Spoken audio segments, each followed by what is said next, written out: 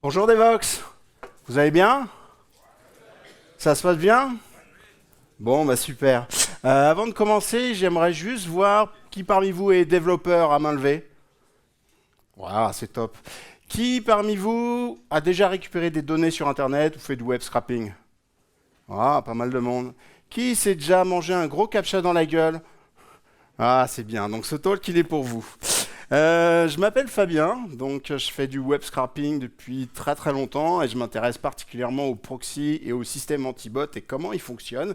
Je bosse à Wiremind, on fait du revenu management dans l'industrie ferroviaire et aérienne et on a une très très grosse infrastructure de scrapping pour récupérer des millions de prix tous les jours.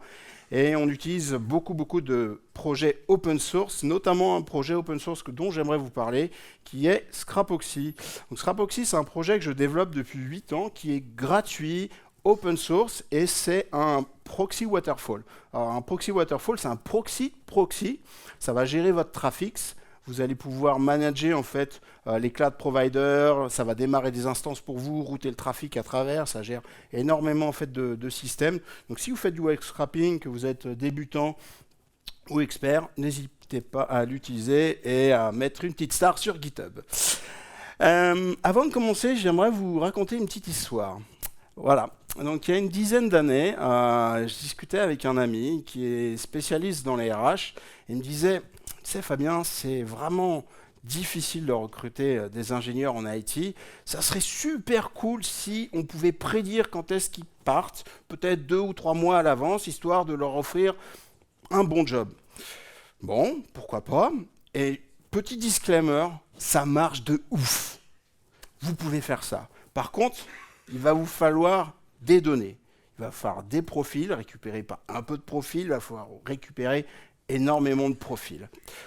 Il y a une dizaine d'années, j'étais débutant en web scrapping, j'y connaissais rien, donc je me suis fait un petit script, comme tout le monde. Je commençais à récupérer une dizaine, une vingtaine de profils, ça marchait et je me faisais bloquer. Donc je me suis dit, bon, comment on peut ne pas se faire bloquer? Peut-être une solution, j'ai regardé sur Stack Overflow, c'est d'utiliser des proxys. Sauf qu'il y a 10 ans, les proxys, ça coûtait bonbon. Donc, j'ai pas utilisé de proxy. Je me suis dit, plutôt, je vais prendre une VM sur Amazon, installer un petit squid proxy, j'aurai une nouvelle adresse IP. Ça a marché pour 10, 20 profils encore, ce genre de choses. Et toujours, je me prenais un captcha dans la gueule, je me faisais bloquer, c'était pas possible. Donc l'idée, c'était peut-être de démarrer les machines, plusieurs machines, installer Squid Proxy, éteindre, changer ça régulièrement, le faire en parallèle et d'avoir plein d'IP disponibles. Et c'est là, en fait, où est apparu le projet que je gérais, qui était Scrapoxy. Voilà. Sauf qu'il y avait vraiment quelque chose que je n'avais pas compris, parce que avoir des milliers d'adresses IP sur AWS, ça ne va pas vous empêcher de vous faire bloquer. Et il y avait quelque chose que je n'avais vraiment pas compris, c'est ce qu'on appelle le test de Turing. Alors pour vous illustrer un petit peu ce que c'est, je vais vous donner un exemple qui va, je pense, vous parler. Donc imaginez que vous voulez aller à une conférence qui n'est pas en France, donc vous êtes un humain qui habite à Paris, vous êtes super excité d'aller à cette conférence qui est extraordinaire, je ne sais pas, Devox en Belgique, aux États-Unis ou ailleurs. Donc vous allez utiliser en fait votre laptop pour acheter un billet d'avion, peut-être le soir, en utilisant Safari, voilà, avec votre connexion DSL ou fibre, peu importe. Donc ça, c'est un comportement organique. Et quand vous allez faire du web scrapping, la plupart du temps, c'est plutôt ça. C'est hey, je m'appelle Scrappy, je vis dans un data center en Irlande, et franchement, ta conférence, je m'en tamponne.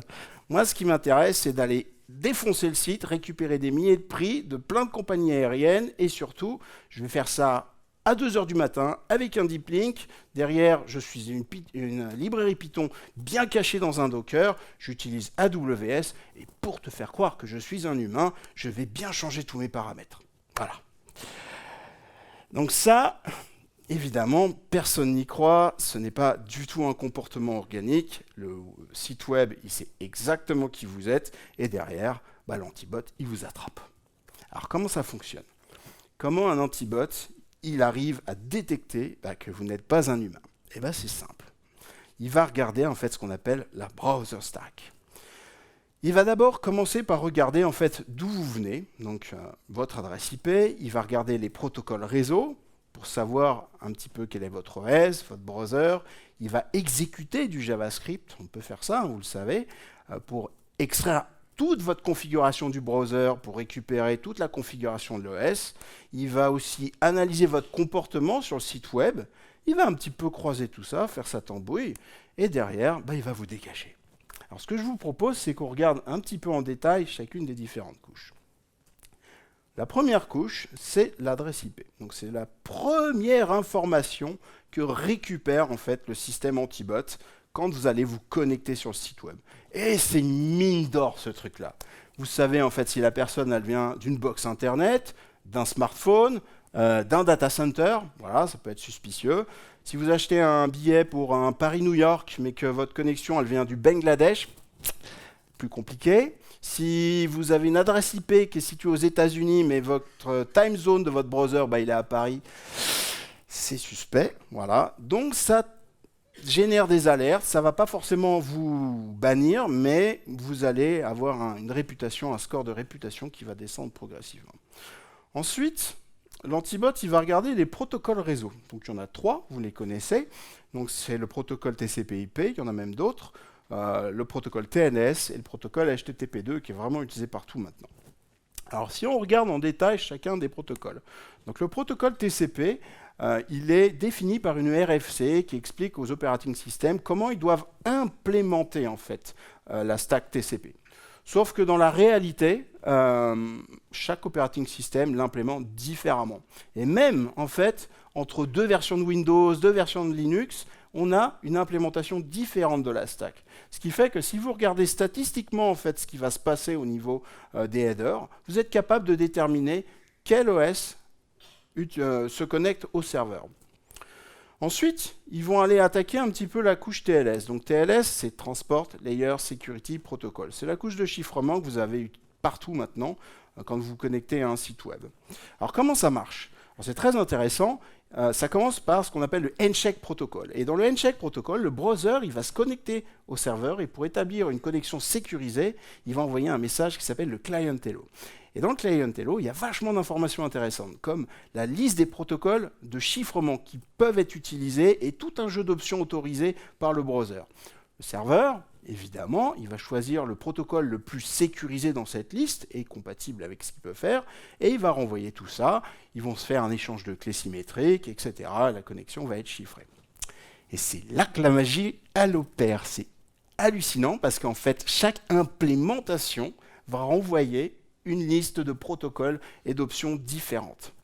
Ce qui fait que si vous faites une fingerprint de ça, donc ça s'appelle la JS3 Fingerprint, ça a été inventé par Salesforce, vous êtes capable de dire si c'est Chrome, Firefox, Edge, ou une librairie en Go, une librairie en Python, une librairie en Node.js qui se connecte. En gros, un système automatisé.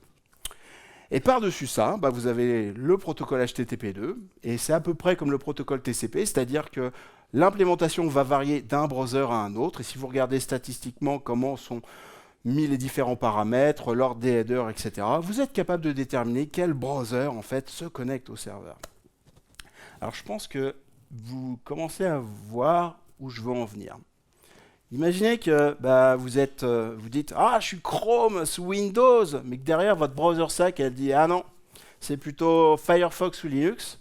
L'antibot, il va bien comprendre ça, et derrière, bam, il va vous dégager. Et c'est pas fini. Il y en a plein d'autres. C'est-à-dire que si vous regardez sur le protocole HTTP, donc vous regardez les headers du protocole HTTP, vous êtes capable aussi de faire une fingerprint. Donc en fait, le protocole HTTP, il envoie plein de headers, que ce soit le client ou le serveur, et ensuite il y a le contenu, le HTML, etc. Et si vous regardez les headers, en fait, par exemple, avec cette fonction, donc c'est 4 lignes de code, ça, qui sont issues d'un antibot du marché, le code il est public, il est sur Internet, si vous fouillez, vous pouvez le trouver. En fait, qu'est-ce que ça va faire ? Ça va juste prendre la liste des headers et dans quel ordre ils sont mis. Alors pourquoi c'est intéressant ? Parce que quand vous allez coder un scrapper, en général, vous allez regarder ce qui fonctionne avec l'API, sauf que vous allez enlever les headers qui ne sont pas intéressants, en fait, les paramètres qui ne sont pas utilisés par l'API, juste pour de la maintenance, vous ne voulez pas tuer vos collègues. Donc, vous allez réduire au minimum en fait, le nombre de headers. Sauf que là, vous comprenez bien que si ça fonctionne pour l'API, le problème de l'antibot, c'est du pain béni pour lui. Il va bien voir que vous ne vous comportez pas comme un browser ou comme l'application réelle. Et derrière, il va vous dégager. Et ces 4 lignes de code, ça dégage 80% en fait, des scrappers dans le monde. Voilà. Et c'est pas fini. Il y a plein d'autres trucs que le browser il peut faire. Le browser, évidemment, il exécute du JavaScript. Et c'est hallucinant, en fait, le nombre d'informations qu'on peut récupérer grâce au browser. On peut récupérer la time zone, le modèle de la carte graphique, on peut faire une fingerprint de la carte graphique pour vérifier la cohérence entre les deux.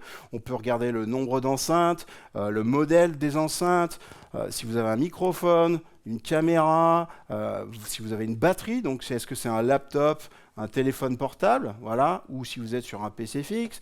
Vous pouvez voir en fait la liste des polices installées, la liste des plugins installés, vous pouvez voir s'il y a un adblock, vous pouvez voir l'adresse réelle du browser si ça leak avec le WebRTC leak, vous pouvez voir la taille de l'écran, de la fenêtre, etc., etc. Enfin vraiment beaucoup d'informations. Et le plus, si vous êtes sur Android, vous allez leaker encore plein d'autres informations. Est-ce que vous avez activé Android Debug? Donc en gros, est-ce que vous êtes en train de faire du reverse engineering sur l'application? Vous pouvez aussi voir quel est le modèle en fait, du mobile, quel est le modèle d'Android. Vous pouvez voir l'architecture. En gros, tous les mobiles, c'est de l'ARM. Donc si c'est de l'Intel, c'est un émulateur. Voilà, vous avez compris le truc. Et donc, il y a aussi un autre truc hyper intéressant, c'est-à-dire que vous pouvez aussi récupérer l'installation ID en fait, d'Android, qui est unique à chaque installation d'Android. Donc là, vous êtes traqué à mort en fait sur tous les sites avec votre application Android. Est-ce que vous le saviez qu'on peut récupérer tout ça? Ouais, c'est assez variable. Hein. Ok. Et c'est pas tout. C'est-à-dire qu'en plus, par-dessus ça, les systèmes anti-bots, ils vont regarder en fait votre comportement sur le site web. Ils vont regarder si quand vous vous connectez au site web, est-ce que vous faites une petite recherche dans le moteur et vous avez la liste des résultats, ou est-ce que vous allez directement sur les résultats de recherche, donc avec un deep link? Ils vont regarder, est-ce que vous exécutez le JavaScript, vous faites du rendering CSS, ou vous chopez directement le HTML? Donc ils vont regarder ça. Ils vont regarder aussi l'intervalle entre les différentes pages, le temps. Voilà. Est-ce que vous allez trop vite? En gros, c'est du rate limit intelligent. Ils vont regarder aussi la séquence en fait, de mouvements que vous allez faire, les clics, la souris, est-ce que vous allez trop vite ou pas? Ils vont traquer aussi la courbe des mouvements de souris. Parce qu'en fait, un humain, il va plutôt avoir tendance à bouger sous une courbe de Bézier, la souris. Voilà. Sauf qu'un bot, il va faire tchic, tchic, tchic, tchic, des lignes droites, et ça, vous allez faire griller direct. Mais c'est pour ça en fait qu'avec le système comportemental, vous arrivez en fait à récupérer une page, 2 pages, 3 pages, et ensuite, bam, vous avez un captcha. C'est parce qu'en fait, votre score de réputation, il est bon, mais il va décroître progressivement jusqu'à atteindre en dessous d'un niveau, et derrière, le système anti-bot va se dire, c'est suspect, donc on va soit envoyer un captcha, soit bloquer la connexion. Et par-dessus ça, en fait, ils vont utiliser une grosse marmite, ils vont tout mettre dedans avec du machine learning, ils vont utiliser de la classification binaire, donc bot ou pas bot. Ils vont utiliser aussi du reinforcement learning, type des algorithmes comme CatBoost, ce genre de choses, pour apprendre au fur et à mesure du temps. Et derrière, ça va permettre de détecter un comportement humain ou justement un comportement automatisé. Et c'est là on se dit, bon, récupérer mes données, ça sera peut-être pas pour demain. Bon, en fait, je ne serai pas là sinon. Évidemment qu'on peut récupérer des informations, parce qu'en fait, il y a une faille. Et si vous faites un peu de data science, cette faille, vous la connaissez. Cette faille, ça s'appelle les faux positifs. Alors, je vais vous donner un autre exemple. Il y a à peu près 2 mois, j'étais en train d'acheter un billet d'avion, donc je disais mon laptop, je ne fais pas de scrapping avec mon laptop, mon adresse perso, je ne fais pas de scrapping avec mon adresse IP perso. Je galère à trouver les bons vols, les bons prix. Tout. Vous savez, ça bouge, les prix. C'est ma boîte qui fait ça. Voilà, donc j'arrive au panier de paiement, je suis tout content, et puis bam, je fais, vous êtes un bot, vous ne pouvez pas continuer. Ah, mais même pas un captcha, rien que dalle. Bon, ok, j'étais un petit peu surpris, un petit peu vénère aussi. Je suis juste allé à la concurrence. Voilà, et j'ai pris mon billet en 2 secondes à la concurrence. Ils ont juste perdu un client. Et ça, en fait, quand vous créez une boîte, c'est vraiment un comportement que vous ne voulez pas avoir. Vous ne pouvez pas vous permettre, en fait, de perdre des clients juste parce que votre système anti-bot, il est mal réglé, il est trop bloquant. Donc les systèmes anti-bot, ils doivent s'adapter à ça, ils ne doivent pas envoyer de faux positifs. Et c'est vraiment une métrique importante aussi qu'ils suivent. Et pour ça, si vous faites de la data science, il y a deux moyens de le faire. Le premier, c'est d'avoir un super gros dataset. Donc pour tous les signaux que je vous ai présentés avant, avoir des millions d'enregistrements tagués, voilà, correctement évidemment, pour pouvoir entraîner votre dataset. Ça, c'est pas possible, hein, c'est très cher, ça prend trop de temps, voilà, donc c'est trop compliqué. Donc ils vont plutôt faire autre chose, ils vont plutôt se focaliser en fait sur des signaux qui sont essentiels et qui marchent. Et globalement, ces signaux, c'est l'adresse IP, les headers HTTP, l'exécution de code JavaScript et l'analyse comportementale. On voit un petit peu aussi maintenant de fingerprint TLS qui rentre dans le jeu. Ça représente à peu près entre 100 et 200 signaux qui sont monitorés par une protection commerciale au jour d'aujourd'hui. Si ça vous voulez regarder un petit peu plus loin, la première chose à faire pour comprendre un système anti-bot, c'est de savoir avec qui on va travailler en face. Donc il y a une super extension qui s'appelle Wapalizer. Ah, c'est génial cette extension, ça va vous donner toutes les technos en fait, d'un site web, et y compris les technos de sécurité.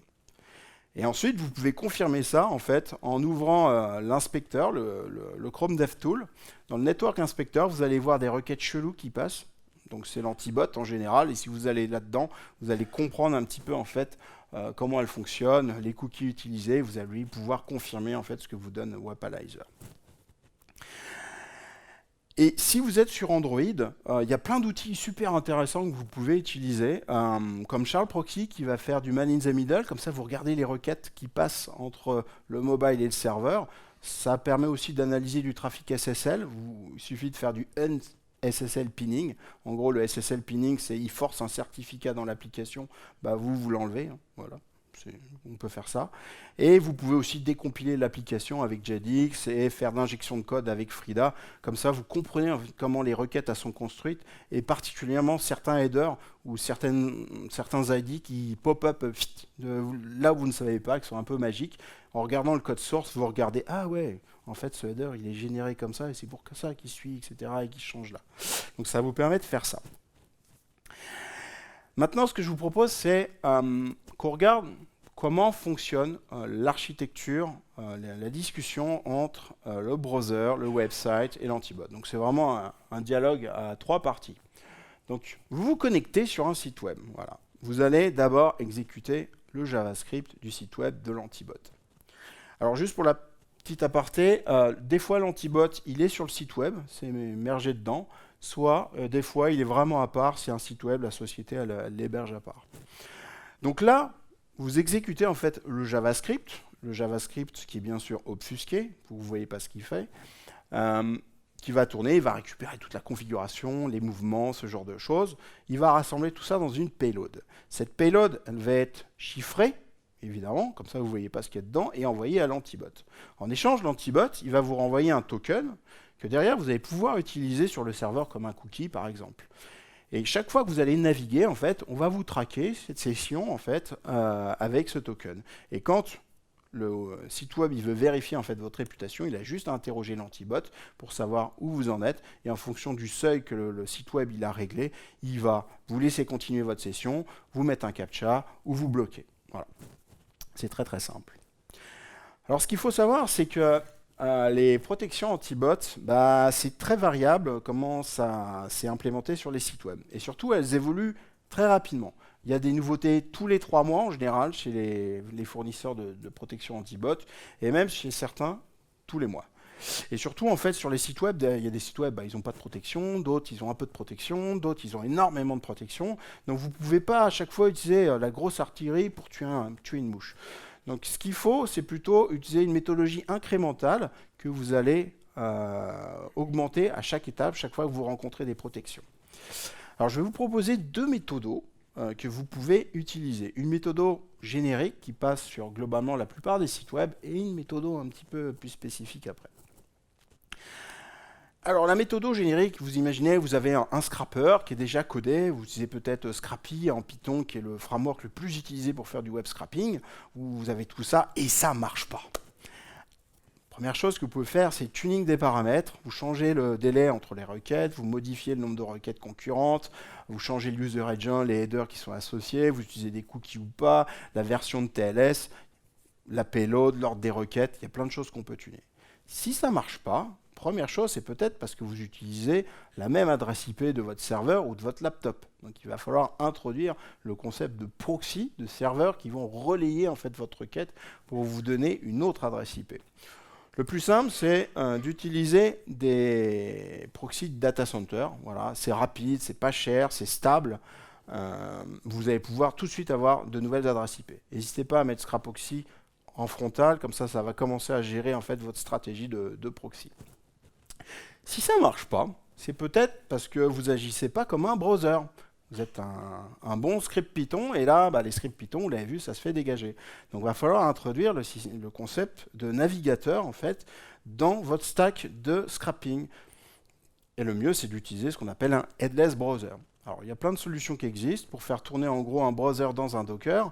Vous avez du Selenium, du Puppeteer, du Playwright. En gros, tous les front-end qui font du test end-to-end front-end, tous ces frameworks qui vont pouvoir être mis dans un Docker pour faire ça. Il y a plein aussi de plugins, comme les style plugins, qui vont un petit peu vous faire passer pour un humain pour éviter que l'antibot vous attrape tout de suite. Il y a aussi un petit plugin qui s'appelle Ghost Cursor qui va permettre de simuler en fait des courbes de Bézier quand vous bougez en fait la souris. C'est plutôt intéressant. Si ça ne marche pas, c'est peut-être qu'en fait votre adresse IP, elle vient d'un data center, et ça, les data centers, vous faites griller tout de suite. Donc, on va utiliser d'autres types de proxy. Alors, il y a plein de types de proxy qui existent. Donc, les plus connus, c'est ceux-là. Donc, les ISP proxy, les residential proxy, les mobile proxy, les hardware proxy. Donc, les ISP proxy, c'est comme les data center proxy, sauf qu'ils n'utilisent pas l'adresse IP en fait du data center. Ils vont louer des adresses IP aux fournisseurs mobiles, Internet, ce genre de choses. Donc, Verizon, Comcast, etc. On peut louer, pour vachement de pognon, des IP range de ces fournisseurs et les mettre sur les serveurs du data center. Donc ça, c'est les ISP proxy. Donc en fait, vous faites croire à l'antibot que vous venez d'une box internet ou d'un mobile, etc. C'est plus sérieux qu'un data center, mais ça peut se faire détecter. Et c'est pour ça qu'il existe les residential proxy. Alors comment ça marche, les residential proxy? C'est très simple, c'est des utilisateurs qui partagent leur bande passante de leur téléphone contre rémunération, ou le laptop, c'est pareil. Donc ils sont payés pour ça, et ça vous permet en fait d'avoir une adresse IP de chez quelqu'un qui peut-être était sur LinkedIn avant, etc. Donc voilà, vous avez une adresse IP qui est clean, qui a eu un comportement d'un utilisateur organique juste avant. Et vous avez aussi les mobile proxy, donc c'est des providers qui vont avoir chez eux plein de clés 4G. J'ai des photos avec des gens qui ont des milliers de clés 4G dans une pièce. Je ne vous raconte pas les émissions. Et vous pouvez faire ça chez vous avec du hardware proxy. Vous pouvez acheter en fait du matériel et mettre chez vous en fait des clés 4G. Donc il y a plein de types de proxy en fait qui existent. Si ça marche pas, c'est peut-être qu'en fait vous vous faites détecter comme système automatique. Eh oui, en fait, quand vous utilisez un browser headless, ça peut se détecter. Tous ces systèmes, Puppeteer, Selenium, etc., en fait, ils injectent du JavaScript, des objets en fait au niveau de Windows, de l'objet Windows, et on peut détecter en fait l'automations. Donc il va plutôt falloir utiliser en fait ce qu'on appelle des headful browsers, donc faire tourner un vrai navigateur dans un Docker. Donc ça, vous pouvez le faire, avoir un virtual display, virtual mouse, virtual keyboard, avec plein d'outils. Il y a des solutions commerciales pour faire ça, mais vous pouvez clairement construire votre propre stack pour faire ça. Et derrière, si ça ne marche pas, en fait, il y a des solutions commerciales qui vont faire en fait toutes les étapes d'avant pour vous. C'est ce qu'on appelle les Unblocker API. Alors moi, je ne les utilise pas parce que j'ai pas de thunes, voilà, tout simplement. Mais vous pouvez directement jumper en fait à cette étape-là. C'est assez intéressant. Et si vous avez besoin aussi de résoudre des CAPTCHA, il y a ce qu'on appelle des AI CAPTCHA Solver. C'est globalement de l'IA qui va résoudre très vite vos CAPTCHA. Alors, s'il vous plaît, n'utilisez pas des fermes d'humains, c'est pas très éthique, c'est hyper lent. Il ne faut pas vraiment faire proférer ce genre de choses. Les CAPTCHA Solver, ils vous résoudent un CAPTCHA en 2 secondes. C'est vraiment impressionnant de voir le CAPTCHA de Google qui se fait résoudre en 2 secondes par l'IA. Donc voilà, ça c'était une méthode qui permet d'attaquer globalement 80% des sites web. Sauf que dans la réalité, en fait, ce qui va vous intéresser, c'est d'aller récupérer les données sur les 20% de sites web qui restent. Et ces 20% de sites web, ils drivent 80% en fait du trafic. Mais ça, vous pouvez utiliser une partie de la méthode d'avant, ça marche sur un certain volume, mais quand vous voulez récupérer en fait beaucoup de données, il va falloir utiliser une autre technique. Et en fait, il va falloir comprendre quels sont les signaux que le système anti-bot il monitore pour pouvoir l'émuler correctement. Donc rappelez-vous tout ce qu'on a parlé, on va maintenant, au lieu d'essayer d'émuler correctement tous les signaux, on va essayer de regarder précisément quels sont les signaux que l'antibot il monitore pour pouvoir justement bypasser la protection. Alors si on veut regarder les signaux, si vous vous rappelez le schéma d'architecture, ils sont envoyés dans la payload. La payload, le problème c'est qu'elle est chiffrée, donc il va falloir regarder le code source qui génère ces signaux, et le code source, il est obfusqué. Alors, qu'est-ce que c'est que l'obfuscation? Est-ce qu'il y en a qui connaissent l'obfuscation? C'est parfait. Je pense que le code source, voilà, l'obfuscation, c'est l'art de rendre un code lisible en un code illisible. Alors, je suis sûr que vous avez tous un collègue qui fait ça très bien. Sauf que là, on est vraiment au-dessus. Voilà, c'est vraiment une technique où vous pouvez vraiment rien comprendre. Et donc, le but, ça va être de déobfusquer du code qui est obfusqué. Donc, rendre lisible, enfin compréhensible du code qui était illisible. Alors, pour faire ça, ce que je vous propose, c'est d'abord de regarder les techniques d'obfuscation. Parce que si vous voulez déobfusquer, il faut déjà comprendre comment on obfusque. Alors, si vous faites un peu de front-end, vous devez connaître Babel. Qui connaît Babel? Ah, quand même. Bon, voilà. Et Babel, c'est super utilisé pour faire de l'obfuscation. Généralement, on l'utilise en front-end pour faire de la minification. Donc, comment ça fonctionne? Ça prend votre fichier texte, qui est votre code source, ça va le transformer en arbre syntaxique. Et un arbre syntaxique, c'est vachement plus simple à manipuler. On va appliquer plein de transformations derrière. Donc, on va modifier l'ordre des nœuds, changer l'arbre, etc. Et ensuite, derrière, on a appliqué un générateur qui va régénérer du code. Donc, on va passer du code en clair à du code obfusqué, ou alors l'inverse, du code obfusqué à du code qui est lisible, on va dire. Compréhensible. Allez, on va regarder un petit peu les techniques. Ça vous intéresse? Ouais? Ok. Alors, il y a des techniques sympas. On va commencer par les chaînes de caractères. Donc, le string bracketing, c'est globalement transformer une méthode, un accès à une variable sur une classe, sur un objet, en une chaîne de caractères. Ouais, on peut faire ça avec du langage interprété. Donc ça, c'est cool. Merci JavaScript. C'est lisible pour l'instant, on est d'accord? Ouais? Ouais, ok. On va découper, c'est vachement plus drôle. Donc on commence à découper. C'est encore lisible, hein. Franchement, on arrive à comprendre ce qu'il y a. Bon, c'est un peu plus compliqué, imaginez que c'est quand même plus gros, hein. Il n'y a pas juste 2 lignes. Et évidemment, après avoir fait du string splitting, on va faire du content unfolding. Donc globalement, on va reprendre toutes les variables et on va les remettre en haut, on va remettre toutes les constantes en haut. Donc du coup, la chaîne du bas, qui est en rouge, elle n'est pas du tout lisible. Après, clairement, hein, si on regarde en fait la définition des variables, on va pouvoir retrouver en fait ce que l'on est en train de faire. Et c'est super simple, on va juste chiffrer les valeurs en clair par un petit algo. Alors là, j'ai pris du base 64, mais dans la réalité, hein, c'est pas du base 64. Il y a une centaine de fonctions qui sont utilisées dans tous les sens, voilà, et ça complexifie vachement la lecture. Donc, si vous regardez en fait la chaîne du bas derrière, elle est vraiment complexe à comprendre. Ensuite, on va travailler sur le code flow. Donc, comment s'enchaînent les instructions. Donc ça, c'est une condition très simple. Donc, il y a l'expression au début et ensuite, on a les 2 blocs d'instructions. Et on va transformer ça en une simple condition. Donc, vous avez vu les 2 instructions, les 2 blocs qui sont été mis dans la condition. C'est encore lisible le problème. Donc, on va rajouter du code mort. Donc, le code mort, en fait, ça, c'est les 2 mêmes instructions. Ça fait exactement la même chose, mais ça rend la chose illisible. Bon, vous doutez bien qu'en fait, un système anti-bot, il ne fait pas comme dans la slide, il en rajoute beaucoup plus. Donc en fait, le code lisible est vraiment noyé au milieu. Ensuite, on va utiliser une autre technique. Ça consiste à appelle-moi toutes les variables en A. Si ça ne marche pas, il y a un peu de conflit de scope, on utilise B, mais on évite. Ça rend vraiment compliqué le truc. Vous voyez la valeur valide qui est tout en haut, quand vous essayez de la retrouver en fait, dans le code du bas, c'est plus compliqué. Et ensuite, il y a une grosse technique de salopard. Alors celle-là, elle est vachement bien. Ça s'appelle le control flow flattening. Donc cette technique, donc vous avez du code hyper lisible séquentiel en haut, et ben vous utilisez une machine à état en bas. Et ça, en fait, quand vous mixez plein de fonctions, vous n'avez qu'une seule machine à état, vous avez mis des centaines de fonctions dedans, et ben ça, le debugger, il est mort. Si vous mettez le debugger là-dessus, c'est impossible de suivre les choses. C'est vraiment très très difficile. On peut, hein, mais vous oubliez vos prochains 6 mois. Donc ça, il va falloir passer dans l'autre sens. Donc ça, c'est toutes les techniques qui vont vous permettre en fait de faire de l'obfuscation. Il y en a plein d'autres. Et donc le jeu de la déobfuscation, ça va être de les appliquer à l'envers. Donc je ne vais pas les faire, mais ce n'est pas une opération miroir, il faut savoir. Le but, c'est de trouver un petit peu dans quel sens ils les ont enchaînés pour pouvoir comprendre et arriver à du code compréhensible.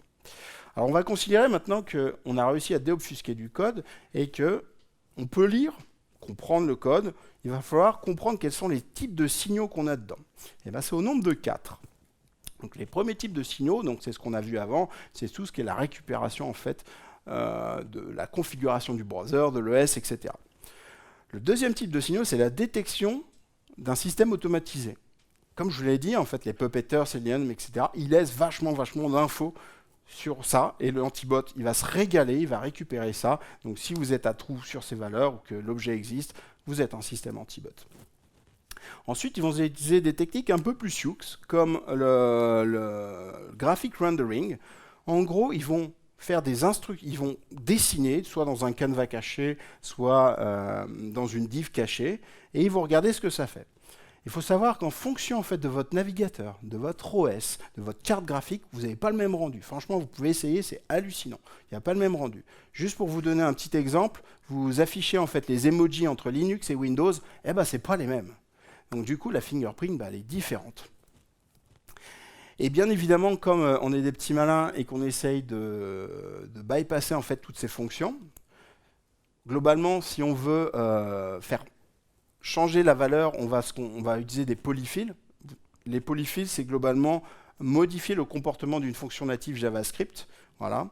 Donc l'antibot, il va s'en protéger, il va avoir des contrôles d'intégrité derrière. Donc, je vous donne un exemple. Là, par exemple, vous prenez une fonction native qui est en C++.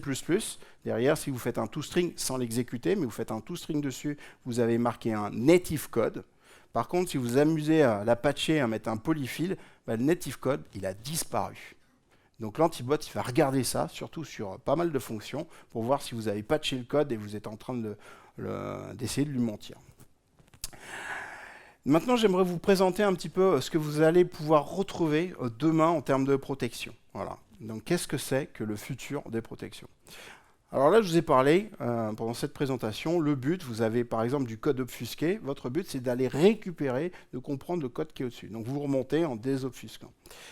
Donc, si vous avez fait du Java, vous allez comprendre en fait la technique. On va introduire le concept de virtual machine. Évidemment, virtual machine, bytecode, et tout ça, c'est du code privé, c'est du code propriétaire.